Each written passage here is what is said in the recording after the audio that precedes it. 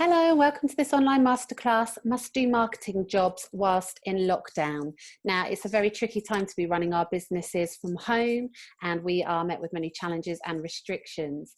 We've been working with hundreds of business owners since lockdown to help them stabilise, sustain what they have in their business and make sure that they're activating the right marketing systems and strategies that are going to help them the most right now. And I'm going to share them with you. So the biggest and best thing you're going to get is you're going to get clear on the key marketing activity you need to be doing right now that will help you to sustain your business during these uncertain and challenging times.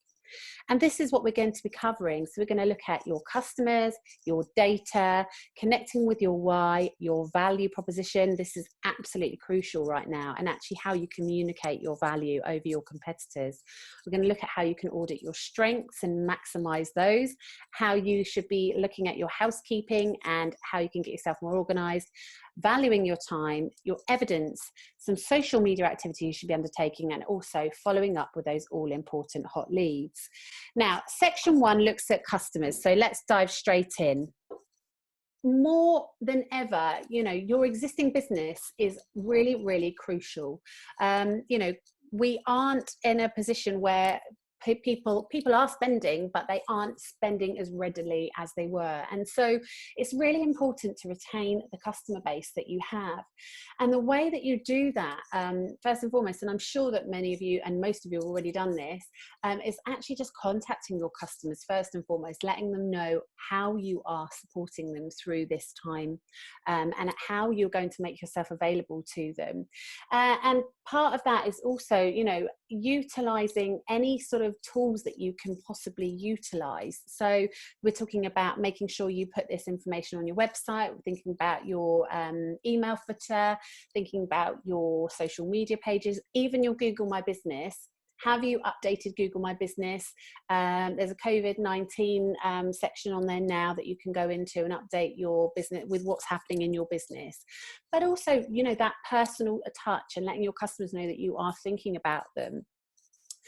Then it's about maintaining those ongoing levels of communication throughout. So, how are you actually picking up the phone and having conversations with them? Are you making sure and checking in on them, depending on the industry that you're in? Are you sending them emails? How are you actually maintaining that level of communication so that you're not forgotten about, and vice versa, that they don't feel that they're forgotten about? At this precise moment, it's about, value giving and giving without expectation. So certainly from our perspective, we are doing whatever we can to support our clients at the moment and help them through this tricky time. We tend to do in our core membership program a lot of face-to-face training, and we have one-to-one client meetings. Of course, we've had to move all of that online. So as a result, we're adapting how we support our customers with additional one-to-one time and making sort of ourselves more accessible than we would typically be. So, it's how you can do that in your business. But one thing I want to urge you, do not devalue your business by slashing your prices. It's very, very easy to go into fear mode and say, right, okay, in order to retain our existing customers, we're going to give everybody half price on our standard, costs, whatever that is, if you've got people paying on retainer or paying monthly fees or whatnot.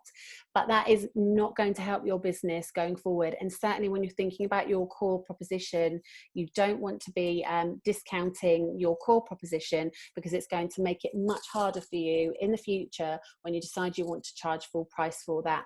That doesn't mean that you can't introduce some lower cost offers and lower cost products, but start with those as a lower cost offering. Do not change your core value in your business, because you won't get it back.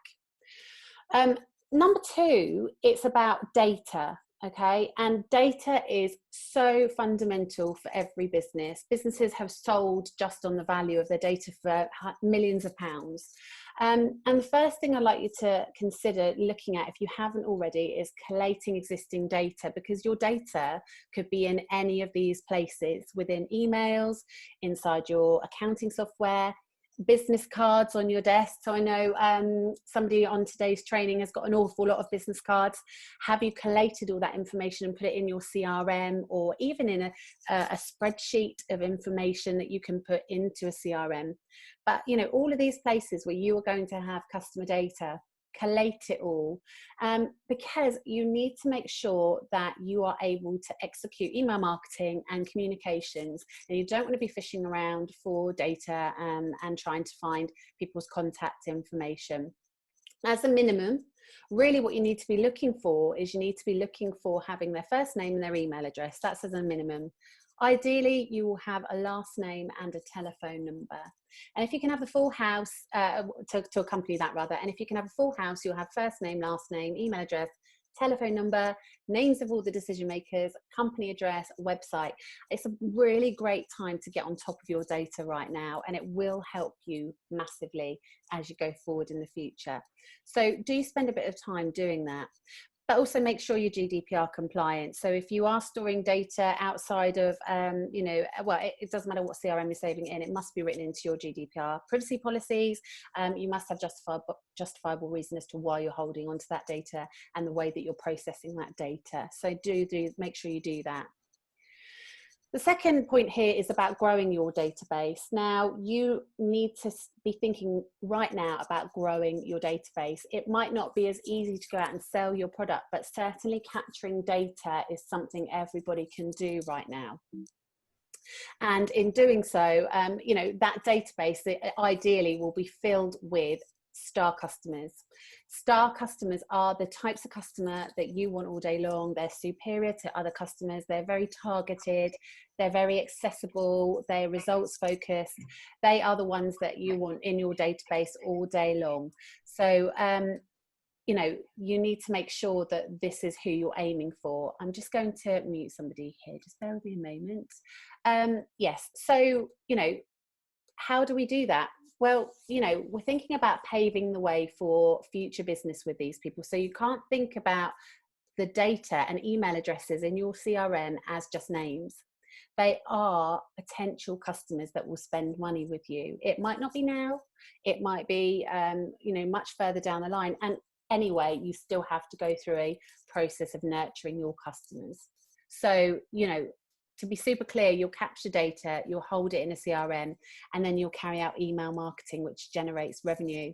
And email marketing is fundamentally crucial in any business's marketing activity and marketing strategy. So collecting data is a must. What you really need to think about right now is whose data do you need more of? So if you're looking at a particular proposition or a particular type of product or service rather that you want to sell, whose data do you need for that? What type of customer is going to be the ideal customer that's going to purchase that from you? And how are they going to give you their data?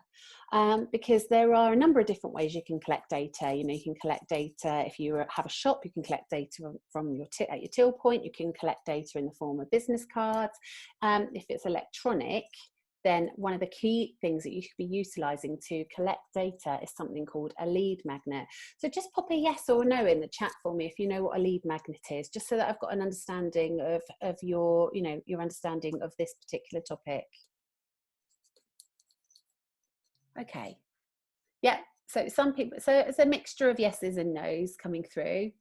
But lead magnets are fantastic, but you know, when it comes to lead magnets, and I guarantee you've probably all given your data in some way, shape or form off the back of a lead magnet. A lead magnet is basically an incentive that's offered to potential customers in exchange for their email address or other contact information. So it's something, as I say, you've probably all given your data for in return for perhaps a guide or a checklist or a video series or a trial offer or anything like that. And it's a really, really useful tool, but it can't just be something very basic and something very simple. It has to be full of value and it has to instantly gratify your customer. So a lot of the time we get asked, what kind of lead magnet should I produce? And a great way to think about it is looking at some of these bullet points here. So what am I always asked by my star customers? So what kind of questions are they asking you? What do they need to know? We often get asked, how do I use this piece of marketing software? Or how do I execute that in my marketing strategy? And we will utilize that kind of information to create lead magnets. can also address the immediate pain points of your chosen star customer. And if you know who their villain is and you can help them defeat it right now, so this is what I mean, giving them information and educating them in a particular area so that they can overcome pains and challenges, then that's going to be a really great lead magnet. What is it that they're going to say, I can't believe it's free about? And what is it that's linked to what you sell that's going to have amazing value for them? I'll come on to a few examples in a moment. What is it that was going to give them instant gratification, which we've talked about? So something that they can read or do now that's going to have an immediate impact. And what shows you that they are in the market for what you offer? Because a fantastic lead magnet will do just that. So what makes a good lead magnet? Well, here's just a few ideas for you. A waiting list, so priority lists. Sometimes when we're releasing an new online course, we'll introduce a waiting list or priority list so we can capture data that way. Video series, a lot of exercise organizations will give you sort of free videos and things like that so you can try them out. Book teasers, sometimes a chapter or two of a really great book makes somebody else want to download the whole book, or rather you could actually give them a book which showcases your value and positions your authority. So anyway, I'm not going to go through all of them. You can look back at this on the recording and see, but there are so many things. So have a think at the moment. I mean, what is it you've already got perhaps that you could turn into some sort of lead magnet that you could push out that's going to enable you to capture data from prospective customers? Here's a couple of examples for you. So this is an example of a life coach. Their lead magnet is to say, book a call now. So, you know, they're saying, book your free 45-minute Spark assessment call for your life and or your business today. And they're asking you to click that button and you'll leave your data and then they'll have that and they'll be able to contact you to book your call in. This one here is a home development company which look at modular construction. The great thing about this lead magnet is somebody putting their information in and requesting this report is going to be interested in modular construction because it's something very specific to request information on. And then this one here, get a toolkit now. Toolkits work really well. Something that's sort of packed with lots and lots of great guides and insights and tools and that sort of thing. And this is for a design thinking company, so a design thinking toolkit. And then another one that we have is something called the Business Owners Lounge. And this is our Facebook community for business owners, where you can come and you can learn from other business owners. And also we put a lot of free marketing content in there.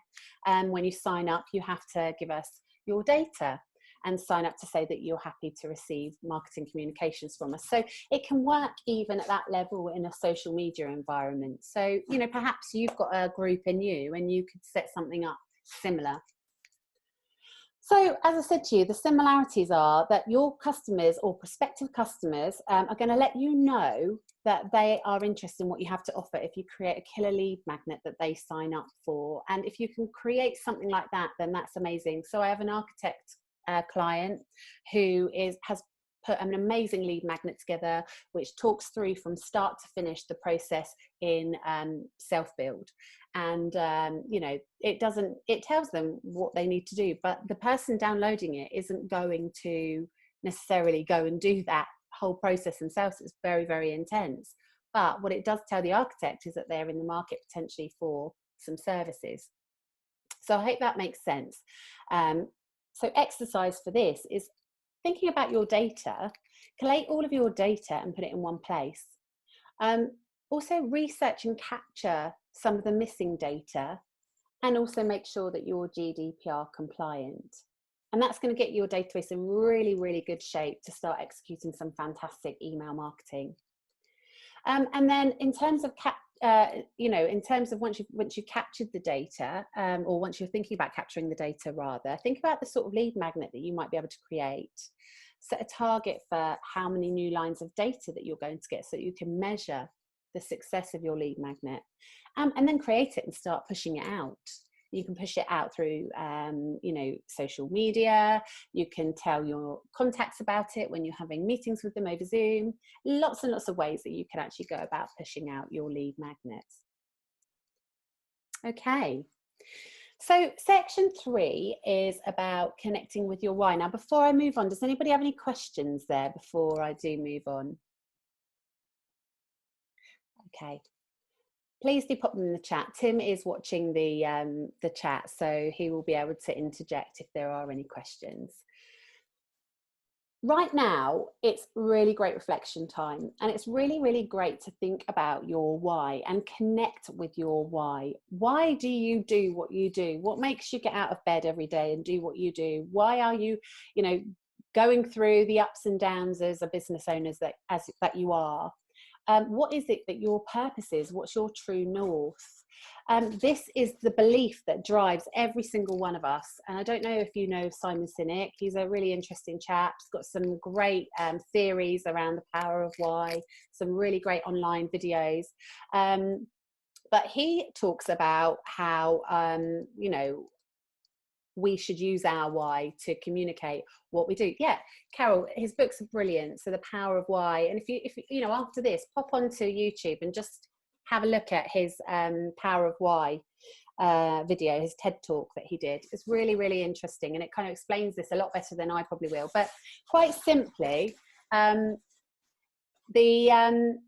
limbic brain is the part of our brain on the right over here that is responsible for our emotive response. And the neocortex is the rational part of our brain. Now, you can see on the left here, when we're thinking about our products and services and our reason why we do what we do, the why part is the crucial part that helps us connect with the limbic brain. And when we make decisions from the limbic brain. In fact, we actually receive messages to that part of our brain about a millisecond quicker than we do to the neocortex. And so basically what I'm saying is that we make our decisions based on our emotive response, our emotional brain. And the more you're connected with your why, the more you are able to connect with your audience on an emotive level. I'll give you an example. So if I had a really nice green dress and I went out and I saw the amazing pair of green shoes that match that dress perfectly, my emotion response from my limbic brain would be, I really need those shoes. They go perfectly with my dress. And I can rationalize that because I have the dress, they're on sale. So we need to receive the emotional message first in order to rationalize the data to support our purchasing decision. And the way that we do that best is by making sure we convey the reason why we're doing, and we convey who we are and what we're all about in the best way possible to our customers. The realities of and the benefits of you connecting with your why is twofold, really. It's going to give you greater fulfillment right now and a stronger vision as to what it is you want to achieve with your business, and really about how you want to continue with your business as we go through this turbulence. From your audience perspective, it helps them to relate to you. Telling your story, telling your why creates intrigue, it creates trust, it creates buy-in. At the moment, authenticity in your marketing is more important than it has ever been. And by you being able to connect with your why and then be able to convey that in your marketing messaging, it's going to really, really help you. It's going to help build that trust in who you are and what you do. Because the saying goes, people buy from people, and that is very, very true today. So for us at All Star Marketing Club, myself and Victoria did this exercise last year where we wanted to really think about our purpose and think about our why.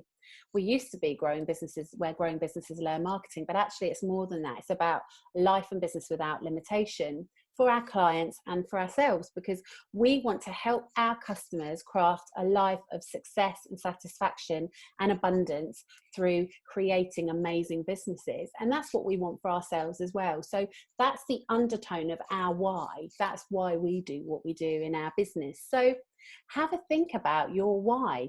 How can you connect with your why? And how can you tell that story? And then once you've identified that and you've really thought about it, why not write it in a blog or in a LinkedIn article and share it with your audience? Tell them more about what you're all about. Be open about it. And, hopefully it will also maybe inspire you in other ways that you maybe haven't been inspired for a while. So it's a great exercise to do right now while you have a bit of thinking space. I now want to talk to you about value proposition.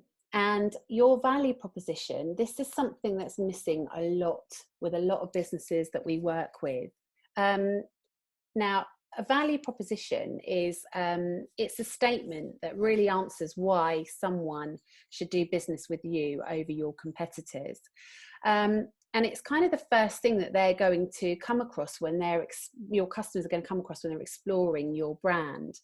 And you need to make sure that you do it in a way that communicates your benefit, plus the problem that you solve for your customer, or the gratification that you give your customer through your product or service, in a concise statement that's really easy to digest.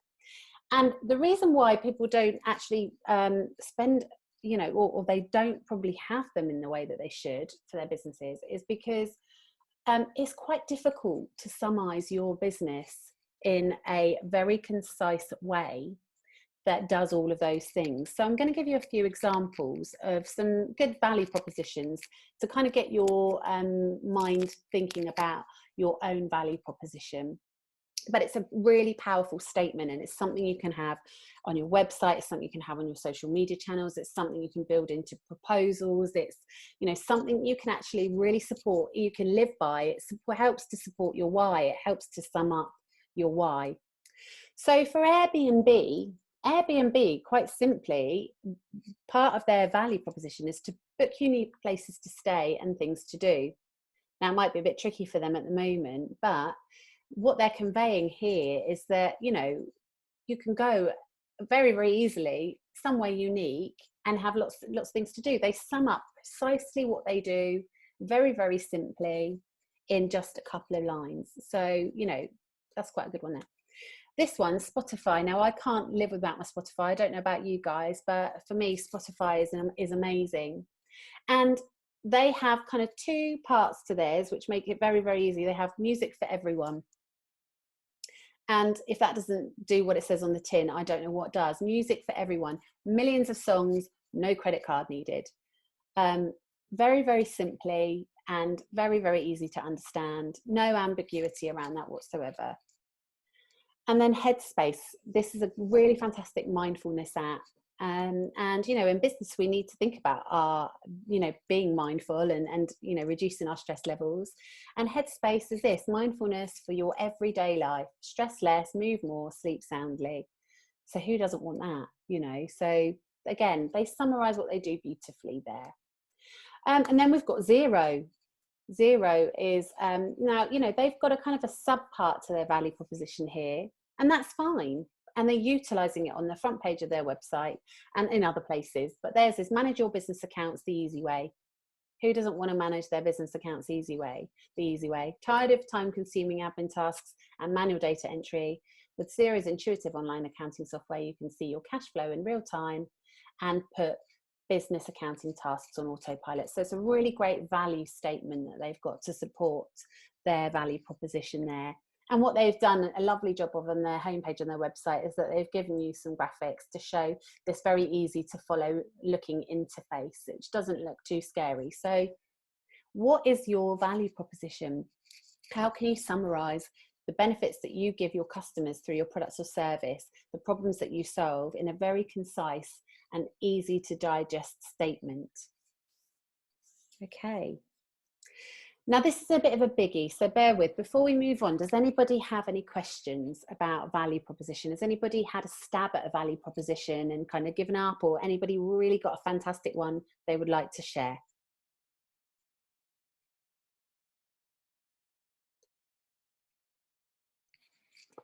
Okay. Well, if you do think of it, oh, here we go. Someone coming in, bear with me a moment. Here we go. We're insecurity to take away your insecurity. I like that, Scott. That's really good. Fantastic. So yeah, nice. So you can see in a very, very simple way, does what it says on the tin. So I really like that one. Very good. One of the best ones I've seen in a while, actually, there. So, 10 out of 10 for you there. So I want to think about communicating your value. And this is a really, really important one, and something we spend a lot of time on when we're working with our clients, because in fact, I'm going to ask you a question here, a bit of a rhetorical question here. What is it that you give your customers that is all part of the service? So what is it that you give your customers that is all part of the service? And then a second question for you, how much of it is made known to your customers before you buy, or before they buy rather? Because I guarantee you, you are giving absolutely loads of value away to your customer when they are going through the process of purchasing from you, or even when they've purchased from you, but you're not front ending it. You're not necessarily telling them that they get all of this other value from you. And that is putting you at a disadvantage, because you might well be able to convert many more customers, or convert your customers much more easily in communicating some of the things that you do for your customers that is just part of the service. And I'll explain this a little bit more. So this is a client that I worked with in Bath, or Bristol rather, not Bath. They are a boiler company. Primarily they do replacement boilers, and they service boilers, and they install everything connected to heating. And they're a lovely, lovely independent family run company. What they promoted in their marketing when we started working together was that they provide replacement boilers that are installed by experienced gas safe registered engineers, and that they offer a 10-year manufacturer warranty. All part of the service, the stuff that they just did for their customers as part of the service included these things. So boiler commissioning, magnetic filter, I don't know what that is, a radiator check, fitted boiler water inhibitor, disposal of the old boiler and waste, all this stuff that they did all as part of the service. And they didn't tell their customers about it before they sold to their customer. They just did it when they were working with their customer. Now, these things here had a value. I mean, you could say disposing of an old boiler and waste and boiler commissioning has a value, but these things had an actual value. And apparently some of these things have to be done when you're installing a new boiler. They have to do this. Don't ask me, Tim, I don't know what system power flush is properly either, but you know, this was some of the things that when I probed, I was told that they would do. Now, what's interesting is that this extra part of the service, is all part of the service package, was worth £1,000. So, you know, that's quite significant for a customer. If they were to package that whole bundle up and give it a name and call it, create it as a thing, they would be able to sell it as a free boiler optimization service worth £1,000. Which is a really, really compelling proposition, and really, really compelling when they're comparing, when the customer's comparing them against a competitor. Now, the other side of it is, and this is just really summarizing what I've said there. They can say, we do replacement boilers. They're installed by registered engineers, 10-year manufacturer. We get rid of your old boiler. We commission your boiler. Plus you get our free boiler optimization package worth £1,000, which includes all of this stuff. They could also take it one step further.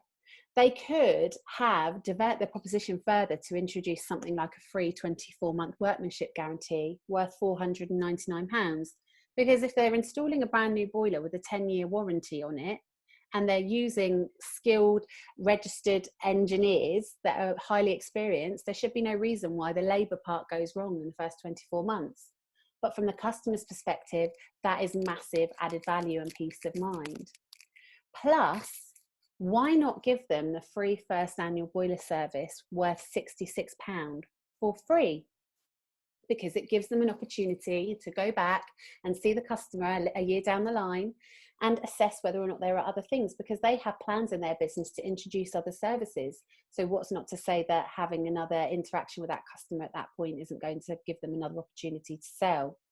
The other side of it as well, thinking about the 24-month workmanship guarantee, is that they have an opportunity to contact that customer at the end of that period and sell in another 12 months.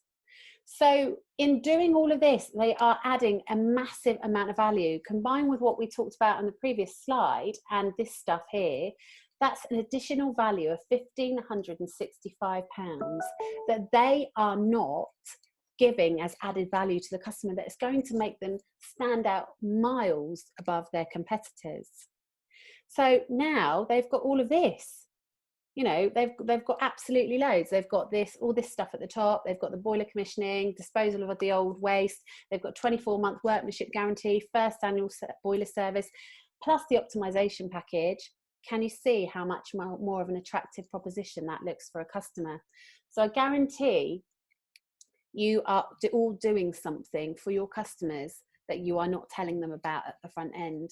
And if you add that in and you package it up and you create it as a thing, then that is going to give you a lot more scope and make you a lot more appealing in the eyes of your customer. So I would like you to think, for this exercise, this business task, what is your all part of the service added value that you need to add into your proposition right now? Can anybody think of anything immediately that they could be talking about and including in their proposition that they're not already doing? I'll just hold on here for a moment.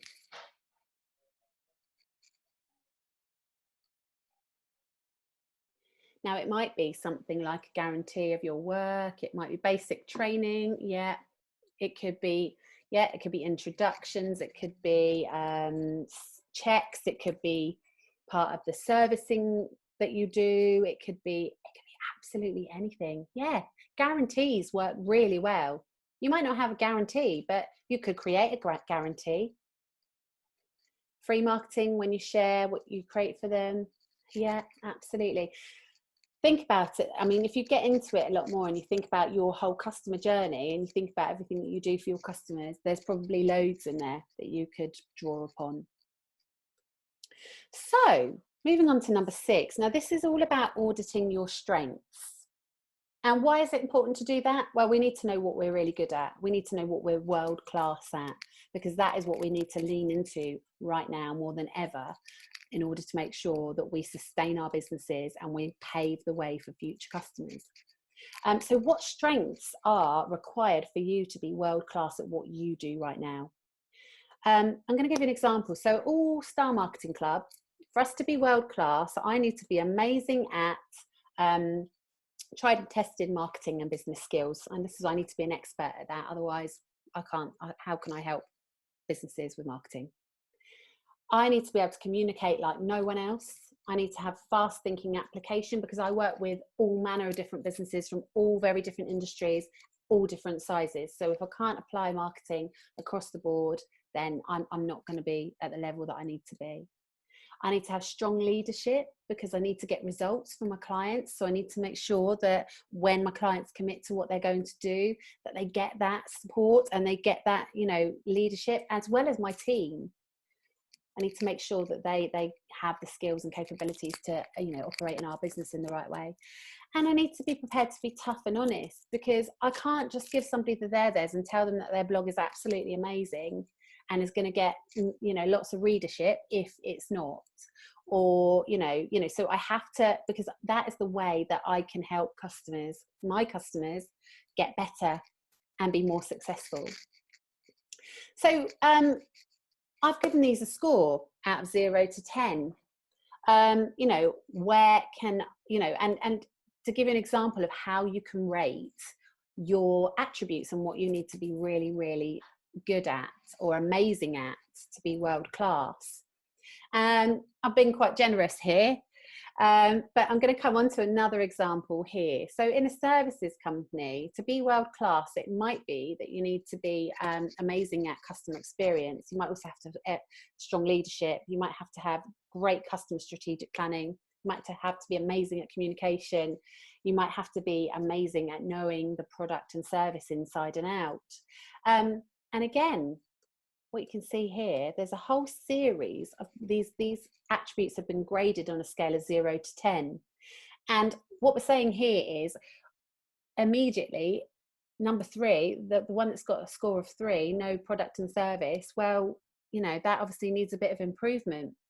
to be able to take it up to become world class. So if you're able to rate your strengths, have to think about sort of the key strengths that you need and what you need to be amazing at to be world class, and then rate yourself at the moment. So we're thinking about you being objective here. In an ideal world, what would you be amazing at? And then rate them. Give them a score 0 to 10. And then obviously start picking out the ones that aren't where they need to be. You might be perfectly happy with your 7s and your 9s, but 3s and 4s need addressing. And it's not going to be that you're going to get from a 3 to a 10 overnight. But what can you do to lay the path? And what action can you take to move yourself maybe a point or two ahead? And what timescales are you going to give yourself? And what resources do you need access to? And what actions do you need to take? So it's a really, really great time to sit back and think, okay, right, now's the time I'm going to master my craft and I'm going to get even better than I already am. But to do that, I've got to be amazing in these areas. So think about this for the next exercise. What do you need to be amazing at to be world class at what you do? What are your scores for each? What do you need to do to increase your scores? And where are your areas of self-development? Okay. Number 7 is housekeeping. We've got potentially, I say downtime. I don't know about you guys. I've been quite busy, but there are lots of housekeeping tasks on my mind. And the reason this one came about was because I was looking at our filing system on our server, and I was thinking, blimey, this needs tidying up. And now is the perfect time to do it. But the reason it needs tidying up is, well, quite simply, I get fed up looking for things. So I get fed up hunting through files and doing searches, trying to find some of the things that I'm looking for. You know, I don't have time to waste looking for things. I want to spend more time doing actual work, doing things that's going to help my clients and bring money into the business. So, you know, it's good practice to do that sort of level of housekeeping. Also, don't want to lose track of the important assets and documents, you know, that I've created. I want them at my fingertips to send out. And you know, you spend a lot of time creating things. You don't want to get it lost in a sea of documents. And it also helps the team be more productive. So, you know, we'll have clarity over where things should be saved and stored, and it allows the team to get on and do their job. They don't have to ask questions. So, you know, this is a really, really important thing. And I'm thinking more about your digital housekeeping at the moment. So what needs to be organized? Well, all of these sorts of things. First of all, we need to think about your asset library. And these are all your assets. So, you know, thinking about getting all your assets in one place with good titles so that you can actually find them. Then thinking about, you know, perhaps you can create a spreadsheet for all those URLs and links to specific landing pages and social media pages and all of that kind of thing, so that you can just look at your spreadsheet, find what you need, and then click on them. And, you know, you can copy and paste them into your social media and whatever it is you need them for, sending them out to clients and whatnot. And then documents. So documents that you're using on a day-to-day basis, you know, actually perhaps having them sort of all in easy access, you know, so content ideas, you know, you might actually have them on, you know, your 90-day plan, cash flow forecast, sales plan, you might have them all together in one place because you're in and out of them all the time. So thinking about your housekeeping, how can you just improve that to make yourself more efficient? And quite simply, the exercise here is just to get organized. Now, I'm very conscious that we've got a bit, we are running sort of lower on time, so we are almost at the end here. I want to talk to you about valuing your time, because in normal circumstances, your tasks will be grouping into 3 key areas: £10 tasks, £100 tasks, and £1,000 tasks. And when you start out in business and you're working on your own, usually under sort of the 6-figure mark, you are doing all of these things. But there comes a point when you get to around 50, 60K turnover in a business where you need to get rid of your £10 tasks. You need to outsource them. You need to get a team member in to help you do them. Now, at the moment, you might be wanting to reduce your costs, and you might want to be, you know, not outsourcing as much, which I completely understand. But for me at the moment, you still need to be spending more of your time in the £100 and £1,000 tasks, because these are the ones that generate the revenue. These are the ones that are going to help you sustain your business. So I'd like you to think about what you can do down here to simplify, systemize, or automate your £10 tasks if you haven't already. So what processes can you set up? What things are overly long that you could cut down? How could you automate some of your email marketing, or, you know, if you're signing up customers, how can you automate that? How can you automate your social media? How can you set up systems that are going to make your life a lot easier so that you can focus your time up in these £100 and £1,000 tasks? So think about that right now. Think about your £10 tasks and how you can do that right now. CRM systems, absolutely. Next is your evidence. So similarly to housekeeping, you've got a lot of evidence, undoubtedly. Now is a great time to capture all that evidence in one place. See what you've got. Take out the good bits from long testimonials that you can utilize to enhance your marketing. But also, if you've got people that you've worked with that you could go out to capture testimonials and reviews, now is a brilliant time to do that. You need that evidence and you need that social proof to tell others why they should be using your service or your product. So think about your evidence and your social proof. What do you have? And then you can create an evidence library which houses all of your evidence in one place so that you can just extract bits and bobs as you go and find exactly what you need. Number 10 is social media. And I have something called a Supercharge Your Social Media Profiles Challenge. At the moment is a great time for you to get your social media profiles up to date. I have a 5-part video series, which I'm going to share with you and I'm going to give you access to. Tim's just posted in the comments, if you'd like a copy of these slide recordings and your email address.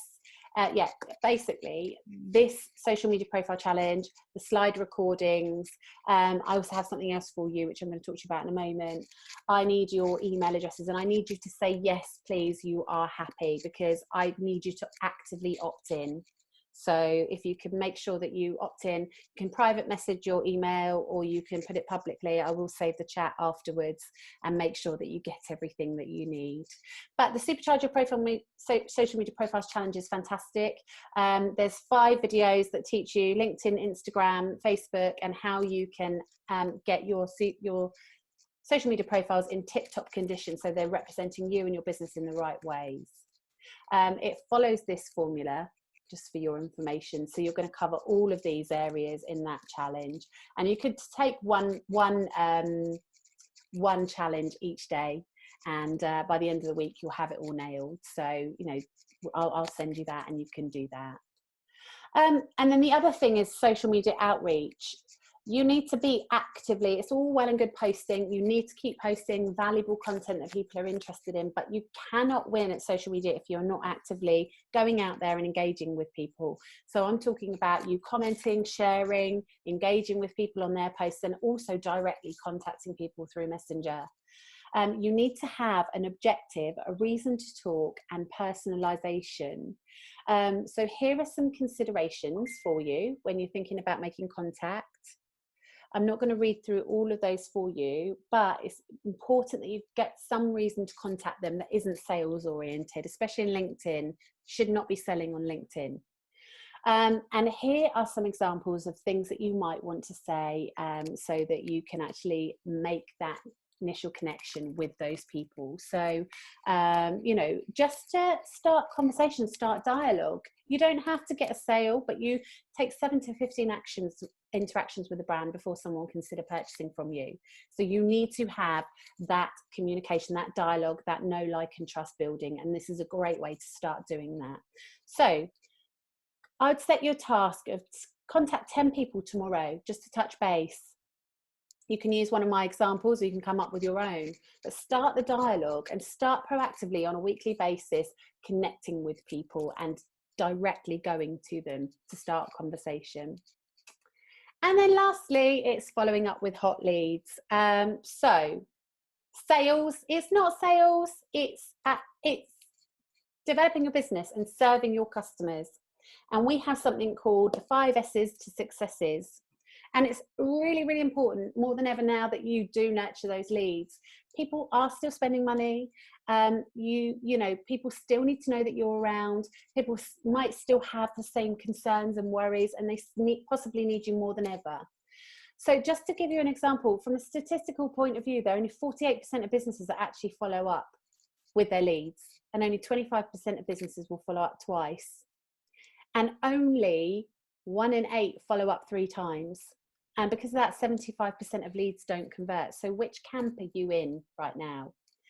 So when you're thinking about nurturing your leads and following them up, a great way to do that is to put yourself in the spotlight and think about who you're going to contact and be really purposeful. And, you know, we're not talking about you, we don't want you to have distractions. It's about making time to contact with your customer, your leads, and knowing that that's time. I'm going to spend that time connecting with them, following them up, and I'm not going to be distracted. I'm going to be unwavering in my purpose to actually nurture my leads. You need to make sure that your mindset and your mood simulate the behaviors of successful people. So people who are successful will look at rejection as, you know, in an instance of, you know, contacting a prospective lead, as a way of cleansing their database. They won't see it as a rejection. They won't see it as a failure. They'll see it as a success, that they moved that customer. They've had another interaction with that customer, another touch point. They're not nows. It might just be a next time. It doesn't have to be a not now. It's just not for now. It could be next time. And if you're fearful, stand up and make your call. Find a position or a place that makes you feel confident. You know, but you need to make sure that you get your mood and mindset in a way that simulates the behaviors, those sorts of behaviors. And if you're not successful, it's fine. It's not the end of the world. So, you know, this is really important when it comes to following up. Shaping up. So what is your best intention for the follow-up call? So you have to have a good intention. It doesn't have to be a sell. It can be sharing value. It should be sharing value. Everybody you talk to should receive value from you. You know, you should never ever leave a call with, you know, the end of the call should, if you've not done anything else, should be, okay, well, thanks so much for your time. As you've given me your time, is there anything I can help you with today, just while I've got you on the phone? And, you know, because that's a lasting impression. And then lastly, it's a success plan. So what is the next best action you can take to move them towards the sale? So we're talking about the next logical step here. We're not saying buy something now, but it might be that you have to, I don't know, send them some kind of information, or give them some additional support, or refer them to somebody. You know, what is that you need to do? But following up and nurturing your leads, just because we're working at home, it doesn't mean that you shouldn't be doing that sort of stuff. So, I would like you to make this list. I'll tell you what's stopping you if you aren't doing this, and what's stopping you making these calls is assumption. We all make these assumptions that people aren't, you know, interested in buying from you right now. That's your ego trying to keep you safe and protected and stop you feeling fear. And we're going to be thinking that they might not have the money, or I'll let them buy online, or another company's better than me, or they'll think I'm an idiot. All these thoughts and feelings go through our head when we have to make sales calls. And that is our ego getting in the way. And the reality with assumptions is this: you know, you'll continue to make things harder. You're shirking your responsibility. You're not serving somebody who really could need you right now. So there's all of these reasons behind assumption. So when you watch this back, consider, are you actually experiencing any of these? Is this, you know, true where you're concerned right now? So thinking about your assumptions, what might I be making that's wrong? What assumptions might you be making that's wrong? And then make a list of 5 leads to follow up with next week. You're not going in for sale, but be, you know, it might just be, do you still want to be on our database? Or how's it going right now? What is it I can help you with right now that, you know, is going to make your life better? It doesn't have to be anything painful for